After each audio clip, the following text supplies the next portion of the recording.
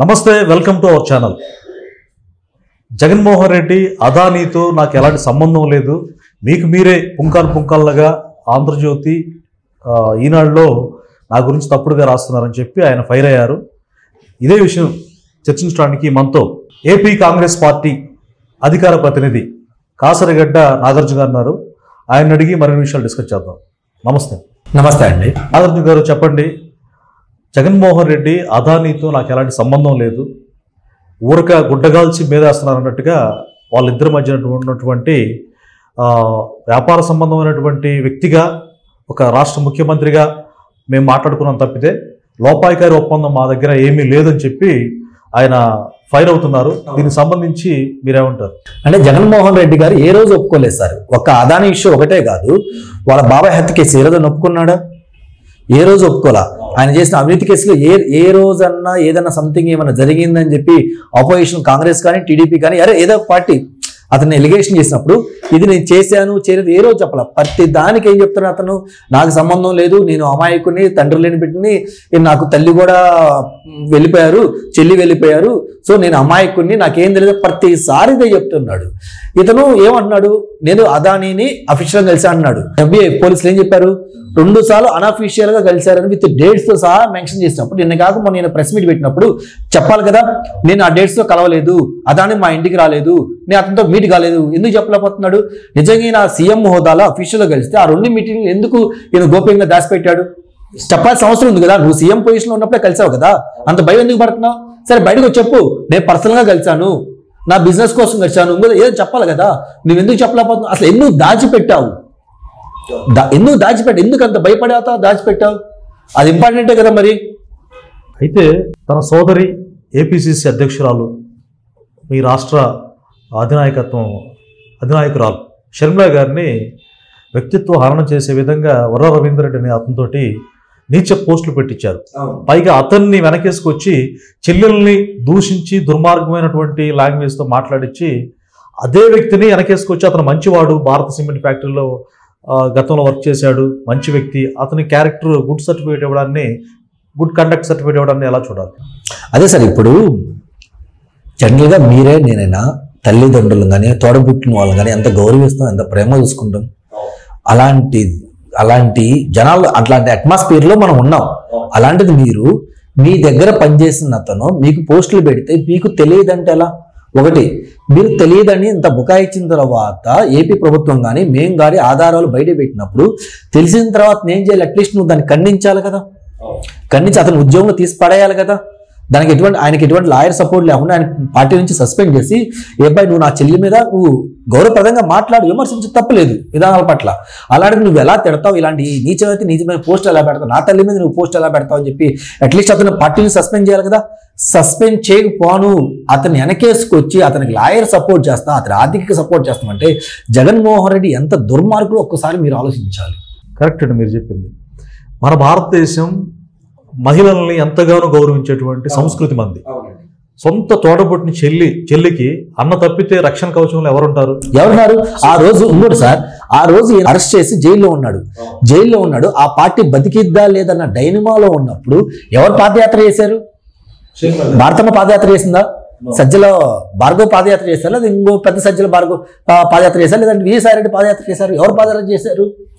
YS Sharmila Reddy గారు పాదయాత్ర చేశారు.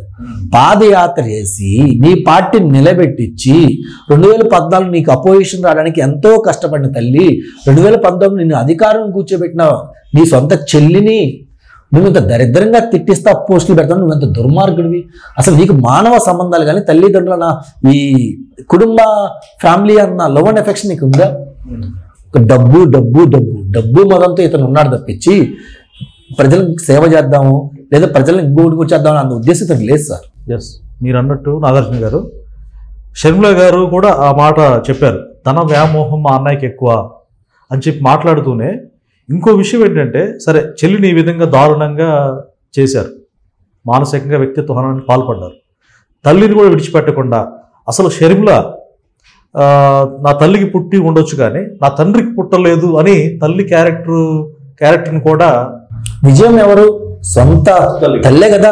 ఇప్పుడు శర్మమ్మకైనా లేదా జగన్ గారికైనా సరే సొంత తల్లి కదా. ఇప్పుడు అదే ఇప్పుడు షర్మిలమ్మ అంత పోరాడుతుంటే నువ్వు అతను వెనకేసి రావడం ఎందుకు? అంత వెనకేసి అంగా విజయమ్మ నీ పార్టీకి 2024 ముందు వరకు గౌరవ అధ్యక్షురాలు. ఆమె గౌరవ అధ్యక్షురాలు ఉంది కాబట్టి ఆ పార్టీ అధికారంలోకి వచ్చింది. ఇప్పుడు నువ్వు గౌరవ అధ్యక్షులు అయిన తర్వాత ఏమైంది? ఎన్ని సీట్లు వచ్చాయి నీకు? 11 సీట్లు. అంటే ప్రజలు నిన్ను యాక్సెప్ట్ చేశారా, రిజెక్ట్ చేశారా? రిజెక్ట్ చేసినట్టే కదా. షర్మిలమ్మ ఉంది కాబట్టి గెలిపించారు, విజయం ఉంది కాబట్టి గెలిపించారు. వైఎస్ఆర్ వాళ్ళు ఉంటే వైఎస్ఆర్ బతుకున్నట్టే వైఎస్ఆర్ యొక్క ఆశయాలను ముందు తీసుకెళ్తారని చెప్పి గెలిపించారు. వాళ్ళే పార్టీలో లేనప్పుడు ప్రజలు నిన్ను యాక్సెప్ట్ చేశారా, రిజెక్ట్ చేశారా? ఎందుకులేండి ఇంక ఇతను కరెక్ట్ కాదు, ఆడ వైఎస్ఆర్లో వైఎస్ఆర్ లేరు, పేరు మాత్రమే ఉందని చెప్పే కదా ప్రజలు రిజెక్ట్ చేసి 11 సీట్లు ఇచ్చింది ఇతనికి. రాజశేఖర రెడ్డికి పుట్టలేదు అని అంటంలో ఎంత భయంకరమైనటువంటి నింద అది. దీన్ని మీరు ఎలా చూస్తారు? అంటే తల్లికి పుట్టింది కానీ నా తండ్రికి పుట్టలేదు అనేటువంటి వ్యాఖ్యలు చేయించాడు ఆయన. అంటే బరి తెగింపు సార్ దీన్ని. ఆ రోజు నారా లోకేష్ మా పార్టీ కాకపోయినా నారా లోకేష్ గారి తల్లిని అలా అవమానించడం కరెక్టా? మా కాంగ్రెస్ పార్టీ ఖండించింది, షర్మిలమ్మ తీవ్రంగా ఖండించింది, అది కరెక్ట్ కాదని చెప్పింది. అలాగే పవన్ కళ్యాణ్ భార్యల మీద తల్లి మీద విమర్శించాడు, అది కరెక్టా? కాదు. సరే అంత దూరం సరే నువ్వు దిగజారవన్న ప్రతిసారి ఎంతో కొంత దిగజారుతున్నావు. అలాంటిది నీ సొంత తల్లిని చెల్లిని నువ్వు దగ్గర నుంచి తిట్టిస్తా పోస్టులు పెట్టిన నువ్వు వెనకేసుకొచ్చావు అంటే నువ్వు ఎంత దిగజారినట్టు? నువ్వు మనిషిగా నువ్వు అరుడిగా నహరుడిగా.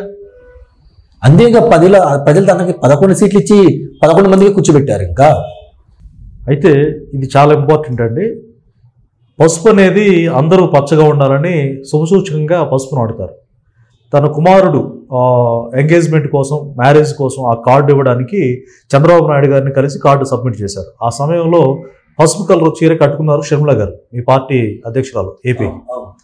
ఆవిడ్ని విజయసాయి రెడ్డి నిస్సిగ్గుగా ఏమాత్రం బెరుకు లేకుండా కూతురు లాంటి వయసు ఉన్న ఆవిడ్ని చంద్రబాబు నాయుడు గారిని ఇంప్రూవ్ చేయడానికి పసుపు చీర కట్టుకుందనే మాటలను మీరు ఏ విధంగా చూస్తారు? సార్ ఆయన నిన్నగాక మొన్న కూడా హైదరాబాద్ ప్రెస్ క్లబ్లో మీటింగ్ పెట్టినప్పుడు మాట్లాడాడు. అతను మాట్లాడితే ఒక 3 పేపర్లు 4 పేపర్లు తెచ్చుకొని యాజ్ టీజ్గా ఆ పేపర్ను చదివాడు సార్. చెప్తున్నాను, నిజం చెప్తున్నాను. వాస్తవానికి యాజ్ టీజ్గా ఆ పేపర్లు తిప్పేస్తా చదువుతా ఉన్నాడు. అంటే తాడేపల్లి నుంచి ఏ స్క్రిప్ట్ అయితే వచ్చిందో అతను అదే చదివాడు. అతనికి అంత ముంచి పిరికొస్తుడు సార్, భయవస్తుడు. అదే ఈ యొక్క స్క్రిప్ట్ మొత్తం ఎక్కడి నుంచి వచ్చింది? తాడేపల్లి ప్యాలెస్. అంటే అన్న రాసిస్తే విజయసాయి రెడ్డి చదివాడు. అంటే ఇక్కడ ఒక సామెత చెప్పాలి మీకు, గురిగింద సామెత అంటారు. గురిగించి కంట తన ముద్దెనకున్న నలుపు కనపడదంట, ముందున్న ఎరిపే కనపడిద్దంట. అలాంటిది ఇప్పుడు షర్మిలమ్మ ఎల్లో శారీ కట్టింది, పసుపు శారీ కట్టి పరుపు శారీ పదే నువ్వు తిట్టిస్తున్నావు కదా. భారతి గారు ఎల్లో శారీ కట్టారా కట్టలేరా? మరి మీ భార్య చేస్తే తప్పులేదు అంటే మా షర్మిలమ్మ ఎల్లో శారీ కడితేనే మేము టీడీపీకి అమ్ముడు పోయిను, టీడీపీకి సపోర్ట్గా మాట్లాడుతున్నాం అంటున్నారా? Well said. మీరు మాట్లాడిన దాంట్లో చాలా గురికింద సామెతే. జగన్మోహన్ రెడ్డి గారు ఆయన ఏం చేసినా ఒప్పు అనుకుంటాడు. ఆయన అనుకుంటే సరిపోద్దా? ప్రజలు అనుకోవాలి. ప్రజలు విఘ్నులు సార్. జగన్మోహన్ రెడ్డి గారు ఏం చేస్తున్నాడు ప్రతిదీ అబ్జర్వ్ చేస్తున్నాడు. ఇతను రాజకీయాలకు అన్ఫిట్, ఇతను కరెక్ట్ కాదు, ఒక ఉన్మాదం మోకల్ని ఇతను రెచ్చగొడుతున్నాడు అని జనాలకు అర్థమయ్యి అతను 11 సీట్లు ఇచ్చాడు. రేపు 10 కూడా ఉండదు, జీరో అయిద్దని చెప్పలేను కదా సార్. రేపు 29లో ప్రతిపక్ష పార్టీ ఏదైతే ఉందంటే ఏపీలో ఒక కాంగ్రెస్ పార్టీ ఉంటుంది సార్. ఓకే, చివరిగా చెప్పండి సార్. 1750 కోట్ల రూపాయలు లంచం తీసుకొని ఏదైతే సౌర విద్యుత్ ఉందో ఆ కొనుగోలు విషయంలో అవకతవకలు జరిగాయని చెప్పేసి అమెరికానే FBI తేల్చి చెప్పింది.